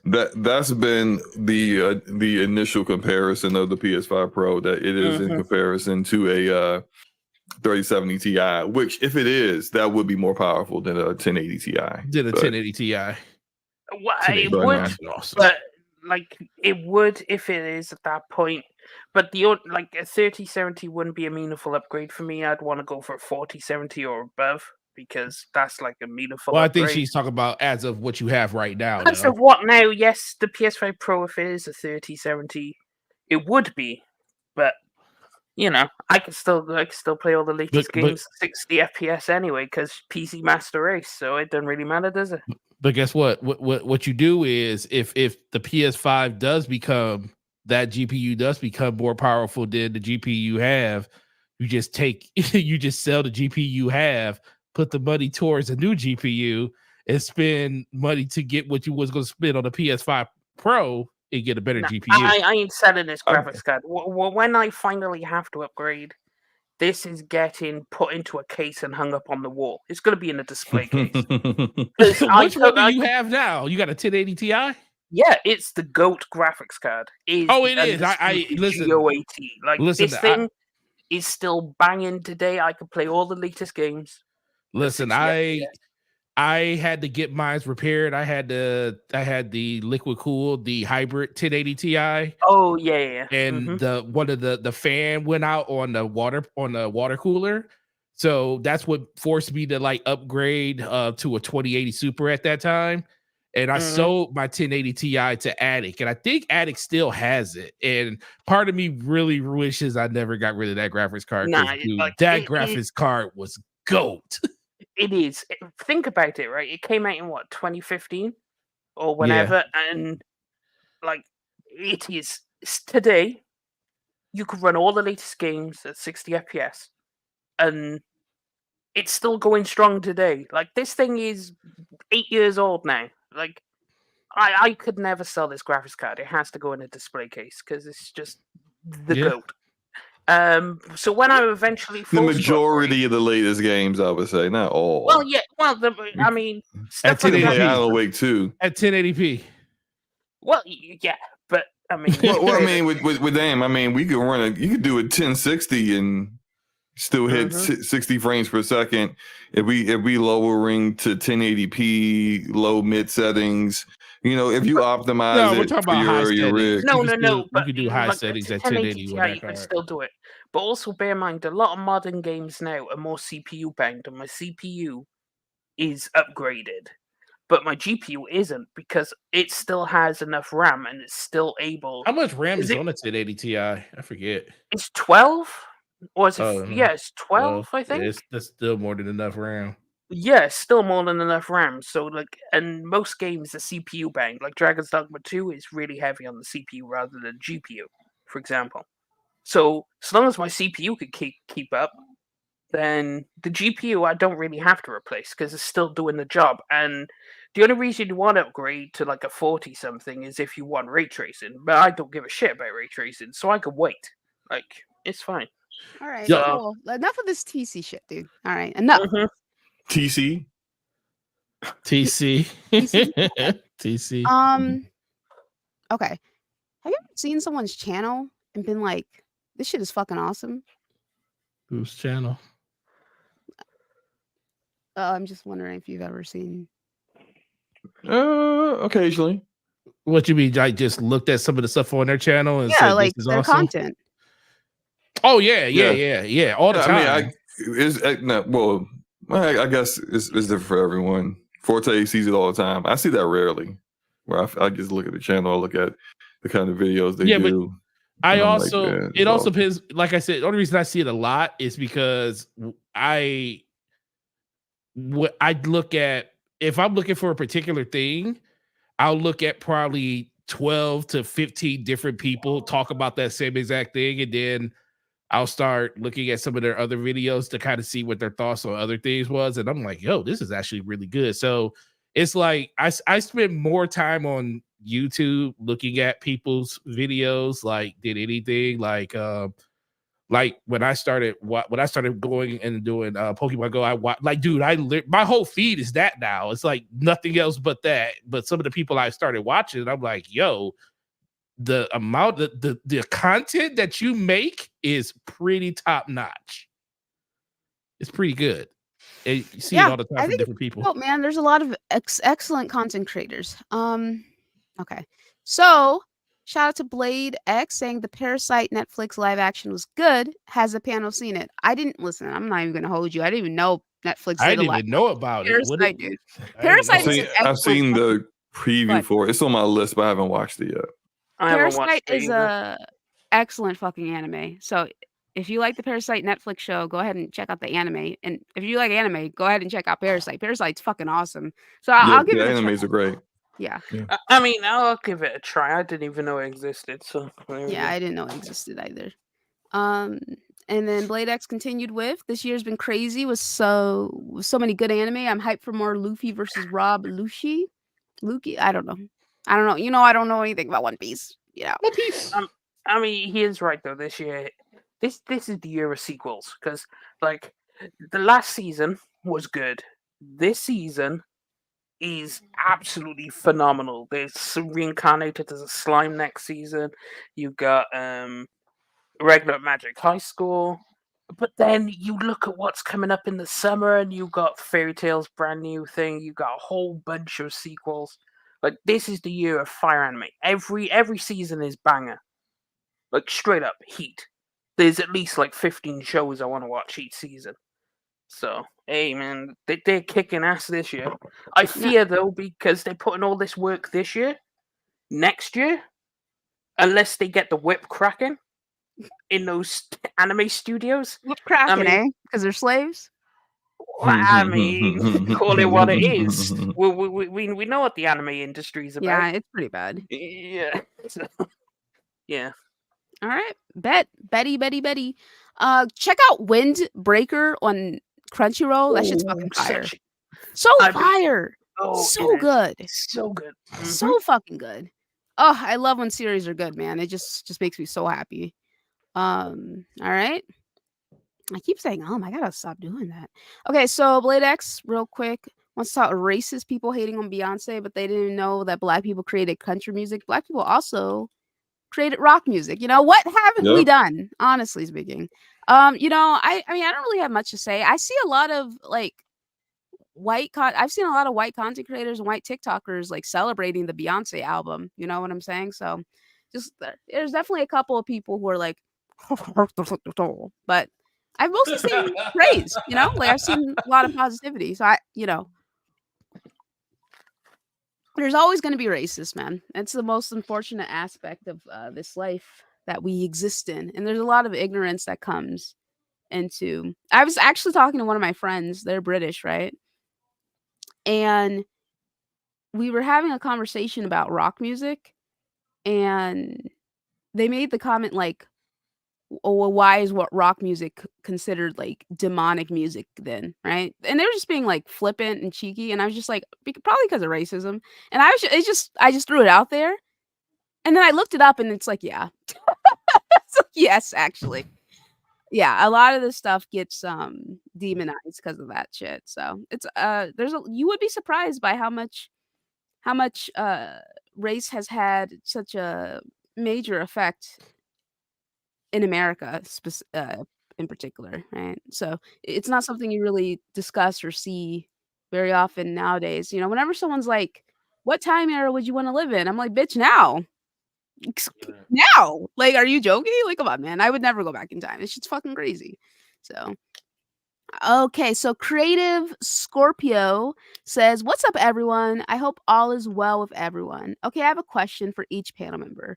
Luca first. What got you into playing Souls games and really having a passion for them? Okay, where the hell is the rest of the fucking question at? Okay. So what got me into Souls games? So uh I believe it was 2016, and I was watching a YouTuber. His name is D's Nuts Gaming. Right? Now,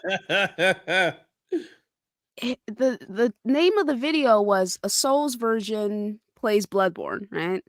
And so I started watching this guy's videos. I thought he's very funny.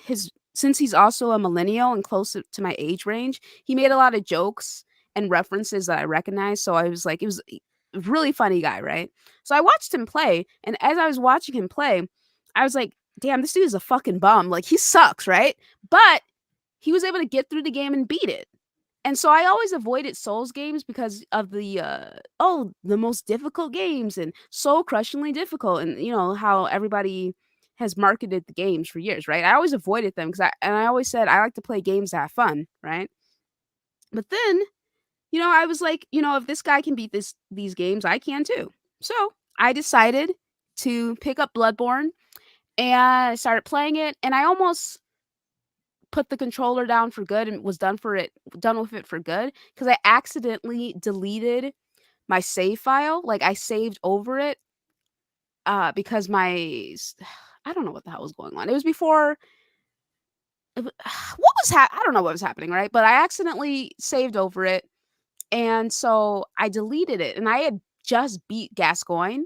And so I was like, damn, do I really want to replay all of this shit? And it was like pretty heartbreaking in the moment because I put in so much work, and but then I was like, you know what? I'm just going to play it again. I'm going to replay it despite losing my progress. And that's when I started saving my fucking game files to a fucking USB drive, dude. Like, goddamn, it was never going to happen again. But yeah, so then I started like playing it again, and as I continued playing through the game, I started like getting a hold of the mechanics. I started like understanding them, and I was like, this shit is actually fucking awesome. And then the story starts off as like a classic kind of horror story, you know what I'm saying? And then it's been years since Bloodborne came out, so I'm just going to spoil a major aspect of it. Okay, all right, okay. Then it becomes a cosmic horror kind of story, and I love cosmic horror. I think that's like one of the coolest. Like, Lovecraft was a fucking demonic entity is in himself, right? But like, I just think his work is just like excellent. I love Lovecraftian horror. That shit is awesome, right? So I fell in love with Bloodborne, and it is still to this day my favorite FromSoft title, despite all the other FromSoft titles I played, right? Then after I beat Bloodborne, Dark Souls 3 came out, and I was like, okay, I'll try Dark Souls 3. And I had a difficult time adapting to that combat in comparison to Bloodborne, right? But then eventually when I hit Anor Londo, it's technically Anor Londo, right? When I hit because Irithyll of the Boreal Valley, when I hit Irithyll, right? That's when it clicked for me, because I lost 66,000 souls. All right. I got shot by a fucking arrow. Okay. Fell off, lost all the souls. And I reached that point of nirvana, right? I reached that point where I was like, you know what? The souls don't matter. I just need to get to the next section. I just need to keep going. And that's when it really clicked with me, right? So then after I beat that, I went back, pulled out my PlayStation 3, booted up Dark Souls, endured that fucking frame rate, played through that, loved it, right? Had a good the Bed of Chaos. Like, nobody loves that shit. I was really angry during that boss fight. But ultimately, loved the game, right? Had a good time with it. I think I played through it again after the first time. And then I went to Dark Souls 2. And after I got to Dark Souls 2, I was like, I'm feeling some fatigue. Right? So I beat Dark Souls 2 and I beat like Dark Souls 3 4 times. So I played it like 3 times on PlayStation and I played it on Xbox, right? So then yeah, and that's like history. And then I was being too much of a Destiny fucking whore. And so I skipped Sekiro that first year. I remember I had some cucks being like, "Oh, you can't beat Sekiro, huh? Sekiro's too hard for you, huh, Luca? You can't go through the game because it's difficult. You just gave up, Luca." And I was like, "Oh, no, I'm just being a Destiny whore right now, but you'll see." Anyway, I played Sekiro a year after it came out. Beat that joint 4 times. Okay, 4 times I beat it, right? I almost have all the achievements on Xbox. So suck my dick. It has nothing to do with difficulty, okay? I was just busy. So anyway, that was the question for me. Okay, so slow-mo. Ooh, you know what? Let's just we'll do this question last, okay? So Why? okay. So okay, go ahead. Okay, slow-mo, how did you get into PC gaming? Why did you want to do it last? Go ahead, slow-mo. Okay. I just thought you wanted to cap the show off, you know? No. I don't think that's it. But okay, that's fine. It's all right. I got into PC gaming, well, to make it my primary platform of gaming, probably back in 2019. It wasn't too long ago, really. When things got a bit more stable when it comes into PC ports became far better as far as like the optimization and how they run is when I started getting into PC gaming more seriously. Before that, I was primarily a console gamer, but I would still play games on PC. Like I would play like strategy games, war games, games where it's like I vividly remember one of the very first games I played when I was maybe like 11, and I had to. It's like, have you ever seen that movie War Games? From like with Matthew Broderick, like back in the 80s, where it's like a game where if you're literally like you're running a nation and you're trying to deal with politics and you're trying to avoid war. But like in my young mind, I was like, yeah, let's blow this out. I was trying to kill everyone basically. And the game shamed the hell out of me when I started World War III and was like, just like it really took me aback. And I was like, oh, okay, I see what the point here is to win this. And so I used to play games like that on PC up until 2019, where I started to really take PC gaming more seriously. And so that's where I've been primarily gaming for the most part, for the majority of my time ever since then. Sweet. See, that wasn't that long. Oh, okay. Awesome. You don't agree? That's okay. No. It was good. It was not long at all. All right. So, Nautical, since you're working at GameStop, what is the craziest item anyone has tried to bring in to return or sell? Oh man, roaches. So return. I'll give the return one. Roaches, like Slomo said, roaches is probably the biggest one on that. People have done that before.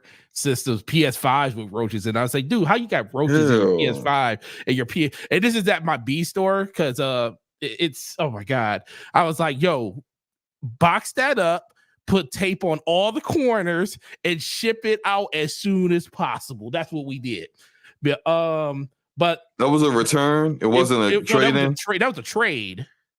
So you accept it like that? No, we didn't find out about it because so at that store we have to do a hold, like it's called trade hold, because it's a city ordinance. It's in Detroit, so Detroit has a city ordinance. If you do a trade in, you have to keep it on premises for at least 16 days. So we trade it, we put it in. We can't even reset it. We have to put it in the back room. And 16 days later, we take it out the box and reset it, and then we can sell it to somebody. So they went to go get the system out the back room, opened up the box with the PS5, and there was just creepy critters in there, all around the system. My assistant manager called me because I wasn't there that day. I was at the other store. My assistant called me flipping the hell out. Because she's like a straight. She's a phobic when it comes to that. She don't even like she doesn't even like spiders. So when she saw this, she was like, "Oh my god!" She like almost threw up on the camera because we was on FaceTime. It was a hard day. I told her, I said, "No, don't even reset it. Put it right back. Leave it in the box. Tape up all four corners and everything on that box so nothing can get out of it, and ship that box out right now." Get rid of it. So yeah, that has happened. And I'm like, how the heck can a person have a PlayStation that's only been out at this point? It's only been out like 2 years is still a long time, but still, I'm like, yo, what the hell's really going on? So that's the people nasty. That's what's going on. Dude. So that's the trade side of it. Now the return side, this was funny. I had just became an assistant manager. It's the first year that I was an assistant manager. I was working in the mall. And this couple came in with their like nephews or cousins or kids, and literally this is back when DSs were like regular DSs, DXSLs and stuff like that. They bought 3 of them. And we got this, it's during the holidays. So it was a long line. It's probably about 40 people in line. This is when, video games was booming back in 2009, 2010. So they tried to return them. So we were in the process of returning them. They already did one in the system, so they were doing all 3 at the same time. And one of the guys was looking real weird. Like he was like, how they put off this energy that make you feel like they doing something wrong. So I was looking at it, I was like, why he look like that? So I just pick up one of the 3D, one of the Nintendo DSs. And I go to open it because Nintendo still to this day doesn't seal their boxes. They had the little latches on stuff that you could just open the box up and it's not like a sticker that holds it closed. So I opened up the box. And why would I open up the box? There's a set of dominoes inside the box, bro. There's dominoes in there. And you feel the weight of it. So it feels like there's a DS in it. So there was dominoes in it. I showed my store manager. I was like, dog, look at this. He picked the other box up, opened it, and he opened it upside down, and all of a sudden, all the dominoes in that one fell out. And he looked at that lady with the dominoes on the ground, was like, ma'am, I can't take this. And she was like, oh, that was like that when I got it. Wow. She said, that was like that when I got it. He was like, ma'am, how do you know it was like that when you got it? There should be a DS in here, not dominoes. And then he was like, here, ma'am. Politely, here's your switches, your DS is back. We can't take those, bro. And come to find out, we found out later that week that there was a whole bunch of people going around doing that with DSs, and some people got away with it. And they literally sent out a task saying we had to check all our inventory on DSs to make sure that the returns we got were real. And there was like 3 stores in our area that had ones that had just a set of dominoes inside of them. So this is all before you guys started like checking. Because if I trade something in that GameStop, they were like, "Give it here." Yeah. Set it up on this portable screen. Well, exactly. they be checking all the buttons. Play a game on it real quick. I'm like, what? Exactly. It works, yeah. man. Exactly. No, play a game on it. I'm like, all right. They're playing a game in it. That's funny. Yeah. All right, sweet. And then final question for Mr. Singer here. Yep. All right, creative ass. Singer, what ignited your passion for RPG games? Okay, so it started with way back when. Initial dive in was like Chrono Trigger, Final Fantasy 6, 7, 8. You had Pokemon going ham at the time. That was when it started, and I was like, okay, this is cool and this is fun. But it was really in 2000. When 2000 hit, original Xbox came out around that time. And obviously I was older, so, And then it was games like Deus Ex, Knights of the Old Republic, World of Warcraft, Fable, even Diablo 2, and then if you go else, Morrowind was another one, and then if you go a little bit further along, you'll have like Mass Effect. But it was mainly those games. Right there is what solidified my love for RPGs, because if you were gaming around that time and you were there in the moment, like Morrowind was fantastic. Knights of the Old Republic is the GOAT. Diablo 2 hits it out of the park. World of Warcraft was the brand new MMO. And that took a whole bunch of time. So yeah, that's really what ignited it. It started with like the PS1, PS2, the Final Fantasies, and then it evolved and solidified then. So that's where my love comes from, most definitely. Sweet, man. What? You know, you just want to say this real quick. There's nothing like beating an RPG. It's fucking awesome. Yeah, it is. Yeah, I mean, just when you beat it and you get that achievement or that trophy that says, that's the it's the one, because it's like if it's a gold trophy, a gold trophy when you beat the game, not the platinum. But like you get likely a diamond achievement on Xbox, or you just see that big 50 or 100 that says, oh yeah, that's the one, right? And it's just a great feeling. You're just like, all right, I got it. This is done. You think of back in the 2000s, these games were doing stuff that games aren't doing today, like still trying to catch up to. These are like legendary games that broke up in the boundaries. Like Knights of the Old Republic is the prime example, and Morrowind for that matter. Like you look at the way RPGs are done today, you look at these games and go, I can see where they got it from. Like Knights of the Old Republic was just you had to be there at the time. I know people play it now, but like when it first came out, there was nothing like it. Like it revolutionized the genre.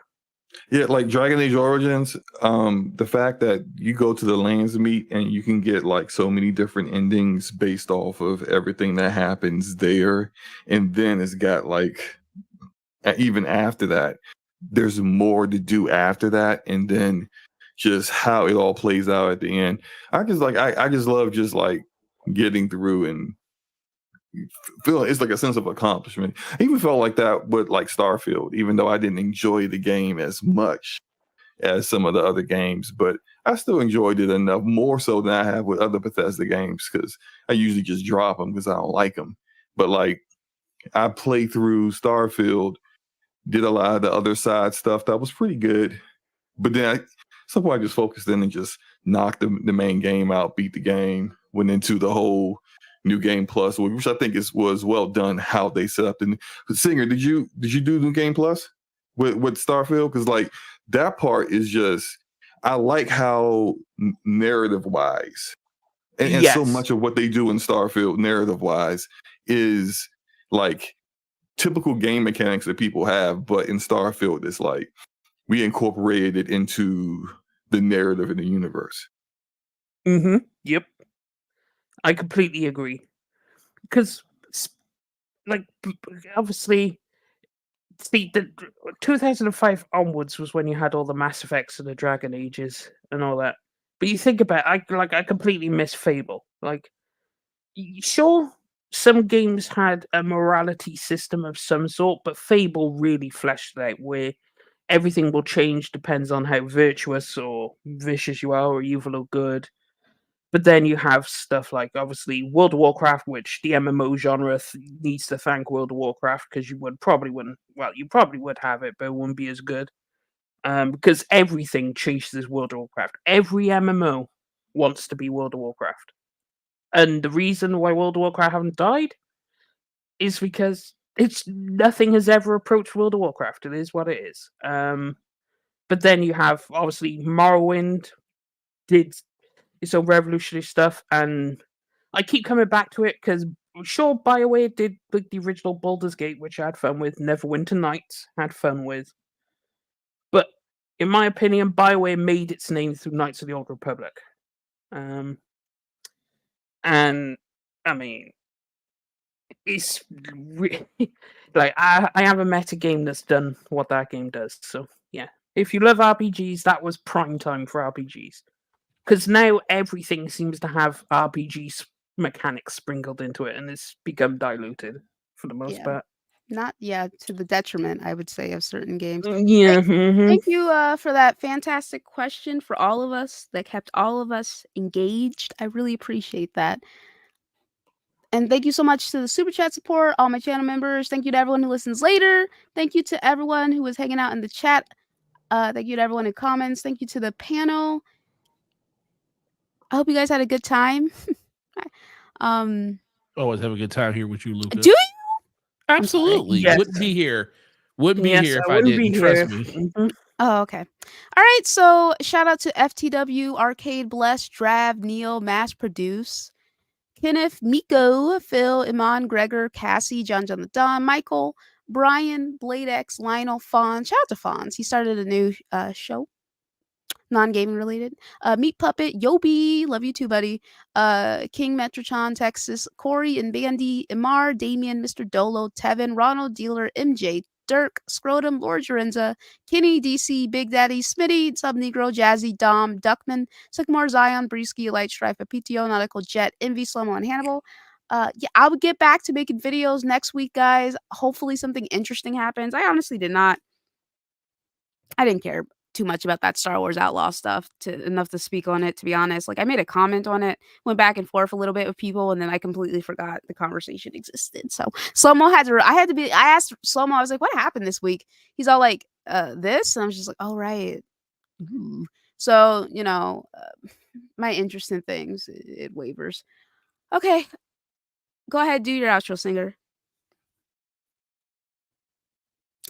Great show, great panel as always, great chat, having fun.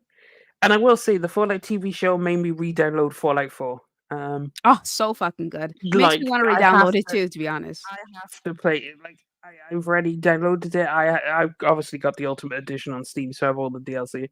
I'm gonna upload all the mods that I need because I need to go refetch them. But once I do that, I gotta play through it again because that show just reignited Fallout for me. It's been a while, and I need to go back. So, yeah, great Exactly. show. Nautical? Great show, great chat, great everything as always. Slow-mo, happy to be here with you. And Luca, love you to death. And Singer, always number one, man. Always, even though it's late over there, I appreciate you always being here too.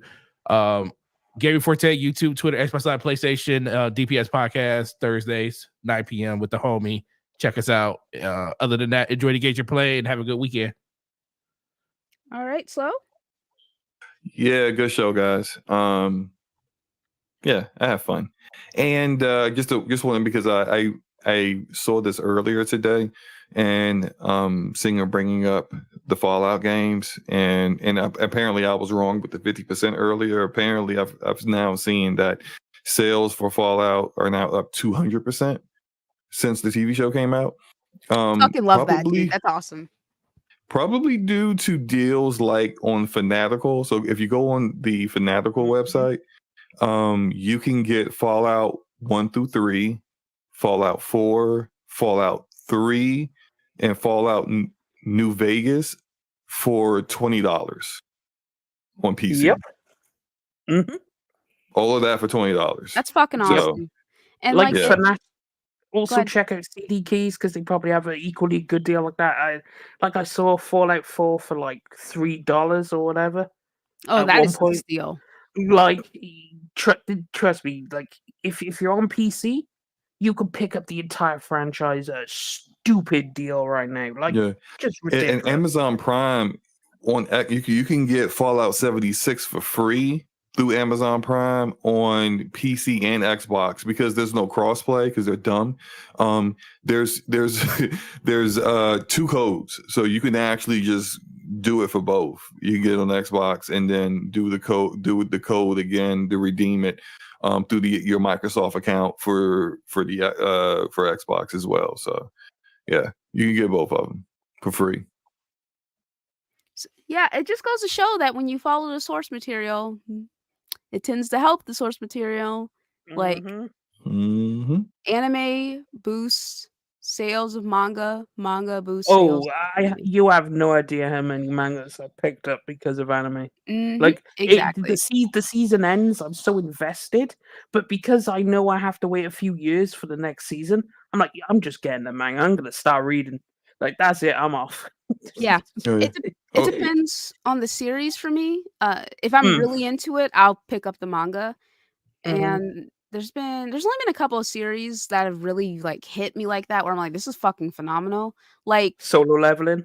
Solo Leveling. Before the anime came out, I was like, let me go ahead Oh and read this yes, manhwa. Let me just go ahead and read this shit. Like yeah, I need to check that out. You was right, Luca. I was fire, sleeping on it. because fire. there's a few people in the Discord, and we all read like manga and donghua and manhwa, and we all went as soon as they announced solo leveling. It was just a party because it's like, yo, they're doing it, and they did it so masterfully. Like, oh, the first season is great. I can't wait for the second season later this year. It's gonna be fire.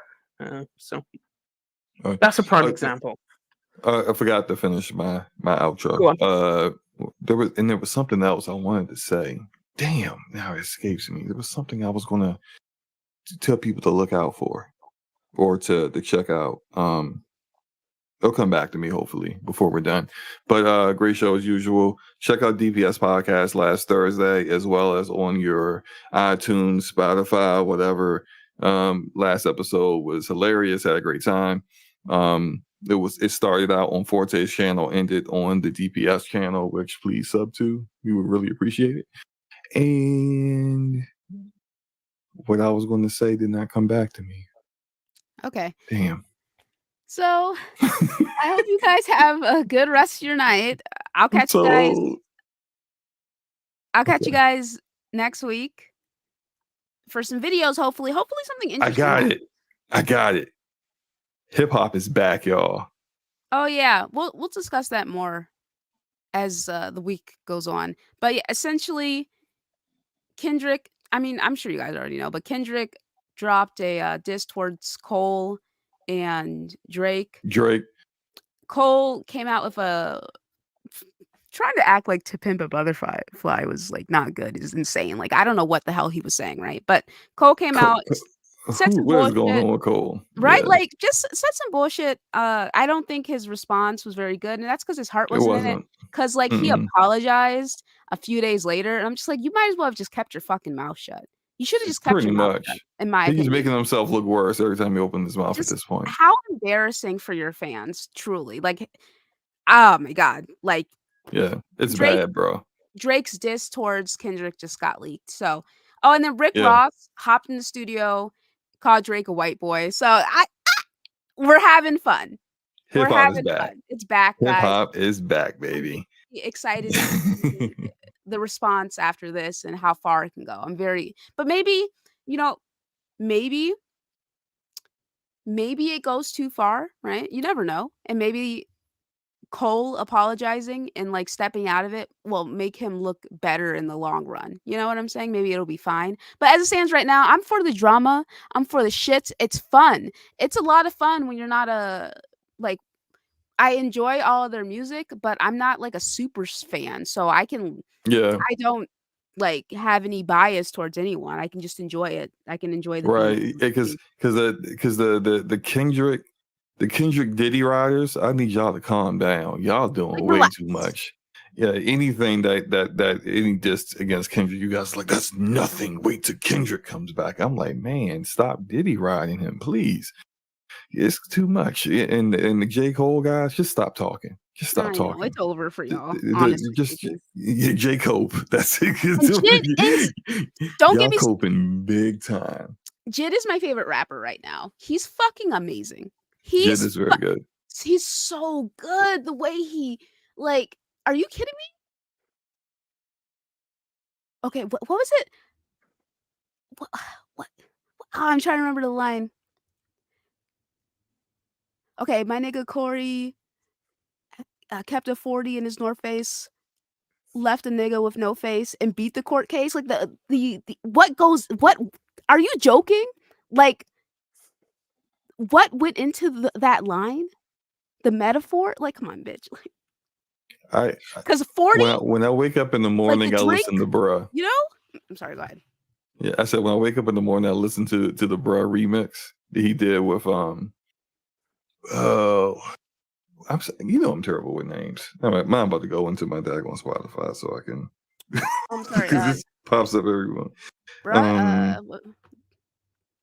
Denzel?